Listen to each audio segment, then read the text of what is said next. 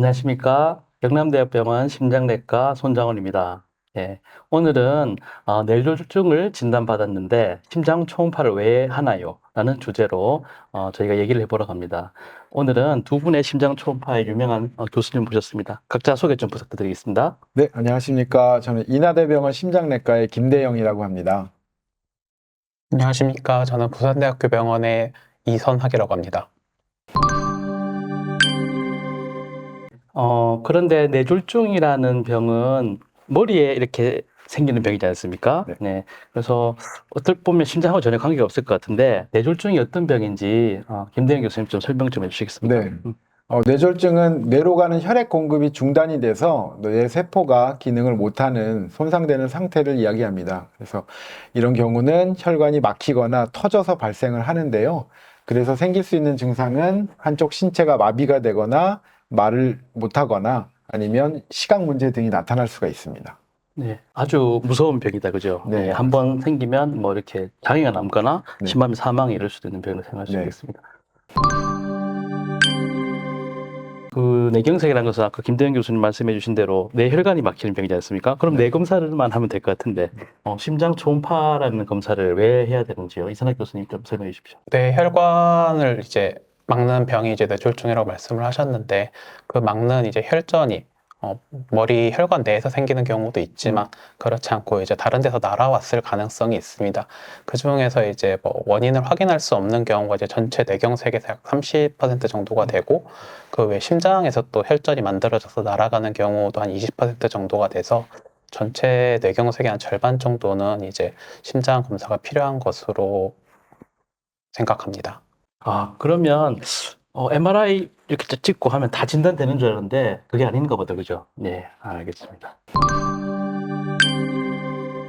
그래서 뇌경색으로 입원한 환자들이 신경과 선생님께서 저희 심장내과에 초음파를 해달라고 의뢰를 하시고 하는데 심장 초음파 검사가 어떤 검사인지 김대영 교수님 좀 간단히 설명해 주십시오. 네, 심장 초음파는 침습적이지 않은 검사입니다. 그래서 환자가 누워 있을 때 저희 검사자가 가슴에 젤을 바르고 환자에다가 초음파 프로브를 대서 심장 이미지를 찍는 검사가 되겠습니다. 그 간 초음파 이런 거 하는 거 비슷하게 심장을 그냥 초음파로 본다고 생각하면 되겠다, 그죠?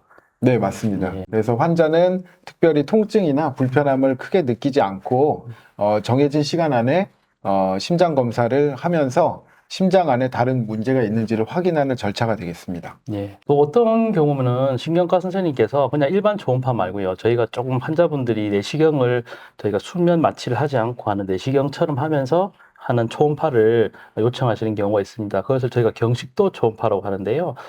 그럼 경식도 초음파는 어떤 것인지 이승학 교수님 좀 설명해 주십시오.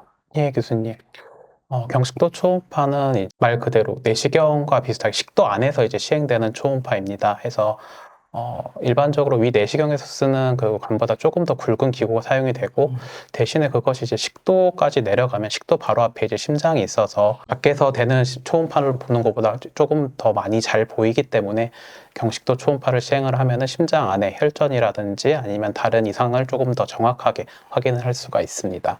그래서 그냥 초음파를 보면 심장 안에 있는 구조를 다 볼 수 있으니까 그것만 충분할 거로 생각하는데 그것보다 훨씬 더 자세히 보이고 더 잘 보인다 이렇게 생각하면 되겠네요. 예, 교수님. 예.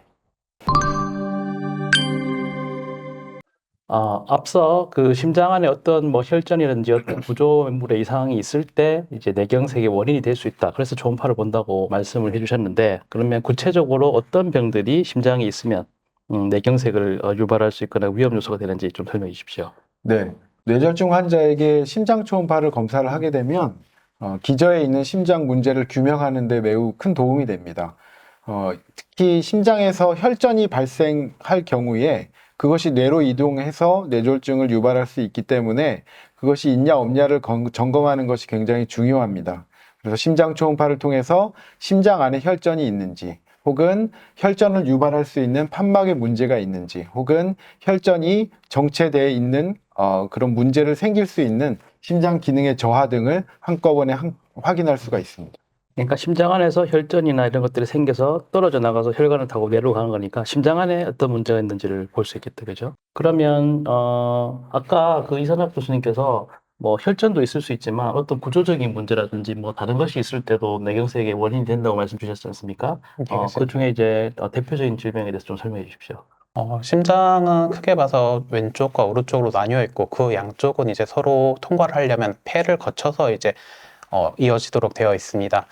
그렇기 때문에 이제 다리 혈관에서 이제 혈전이 있거나 아니면 오른쪽 심장 혈전이 있는 경우에 그것은 뇌졸중을 유발을 할 수는 없는데요.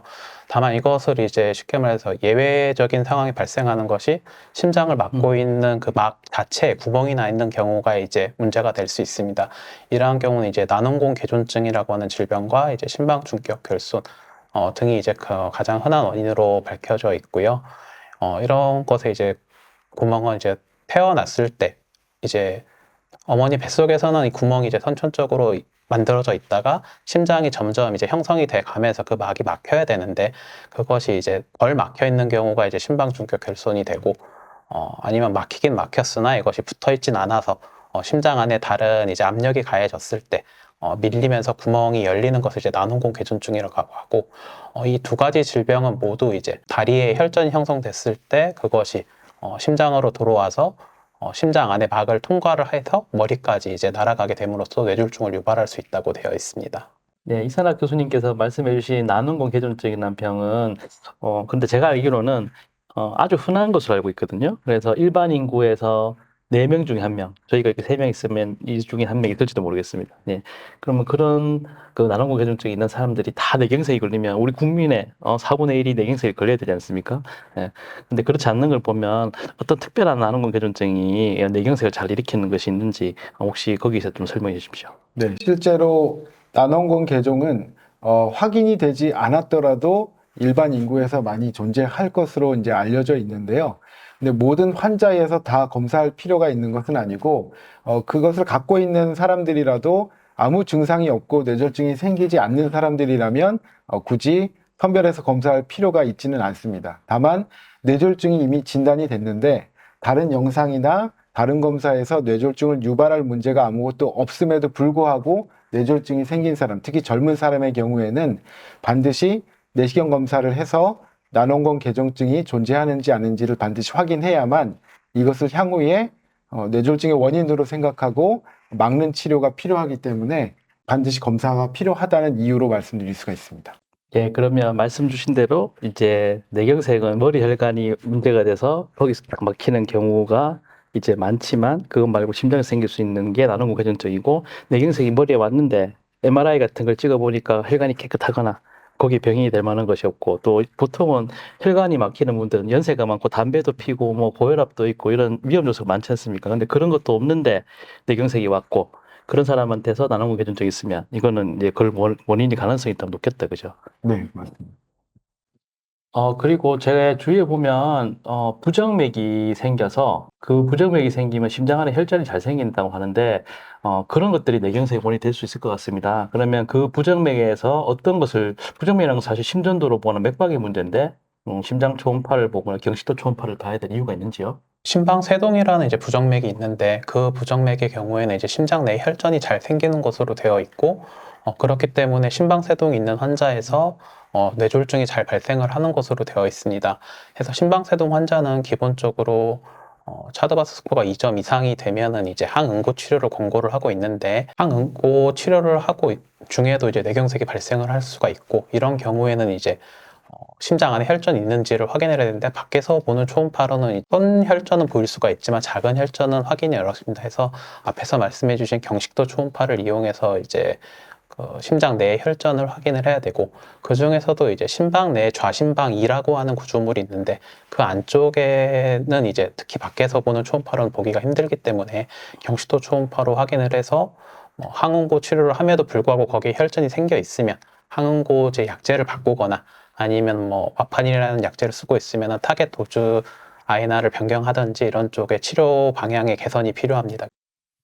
그러면 심방세동이 있으면 심장이 이렇게 커지면서 이제 그쪽에 피가 정체가 되고 그다음에 그러면서 혈전이 잘 생기고 그게 잘 생기는 부위가 이제 아주 심방이라는 부위에 생기면 일반 초음파에서는 안 보니까 경식도 초음파를 해야 될 수 있다. 이렇게 이해하면 되겠다. 그죠? 그래서 아마 환자분들께서 경시도 초음파하면 너무 힘들어 하시거든요. 하는 의사도 힘듭니다. 사실은 이게 수면을 하는 것이 아니고 배에 힘을 줬다가 뭐 이렇게 힘을 빼세요. 이런 절차가 필요하기 때문에 의식이 있는 상태에서 내시경을 하는 거거든요. 그래서 하는 의사도 참 힘들고 또 하시는 분들도 왜 해야 되는지 이유를 잘 모르실 것 같은데 중요한 검사라서 꼭 해야 될 필요가 있을 경우에는 해야만 되는 검사로 생각할 수 있겠네요.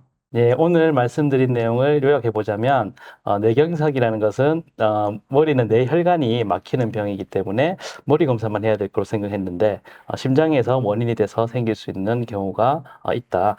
심방세는 부정맥에 의한 혈전이나 아니면 난원고교전증에 대해서 잘 말씀해 주셨습니다. 끝으로 혹시 김재현 교수님, 이선혁 교수님 하실 말씀 있으면 해주십시오. 네. 뇌졸중 자체가 환자에게 주는 스트레스가 크지만 뇌 검사만으로 모든 검사를 끝냈다고 할 수가 없습니다. 주치의라든지 다른 의료진이 심장 검사를 하자고 했을 때는 앞서 말씀드렸던 그런 혈전이나 난원곤 같은 문제가 있어서 반드시 검사를 해야 될 필요가 있는 상황이기 때문에 검사가 필요한 경우에는 주저하지 않고 검사를 꼭 시행할 것을 당부드리겠습니다. 그리고 경식도 초음파가 많이 힘든 검사이긴 하지만 환자분의 그 병의 원인을 확인하는데 꼭 필요한 검사이기 때문에 환자분 힘들겠지만 많은 협조해 주시면 감사하겠습니다. 사실은 뇌졸중도 아주 무서운 병이고, 그리고 뭐 혈전이 생기고 이런 것도 큰 문제인데, 적절한 진단이 돼야지 또 좋은 치료를 받을 수 있기 때문에, 심장 초음파가 정말 중요한 검사다. 이렇게 또 말씀을 드릴 수 있겠습니다. 오늘은 두 분 교수님을 모시고, 뇌졸중에서 왜 심장 초음파를 해야 되는지를 말씀드렸습니다. 오늘 저희가 말씀드린 내용이 많은 도움이 되었으면 좋겠습니다. 네, 감사합니다.